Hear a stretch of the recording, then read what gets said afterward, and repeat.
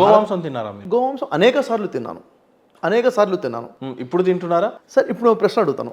మీకు ఎప్పుడైనా ఇలాంటి సందర్భం వచ్చిందా? మీరు ఎప్పుడైనా గోమాంసం తిన్నారా? గుండె మీద చేసుకుని చెప్పండి. నేను ఎప్పుడు తినలేదు సార్. ఎప్పుడు తినలేదు. ఒకవేళ పెట్టినా నేను తినను. పెట్టినా తినరు. ఓకే.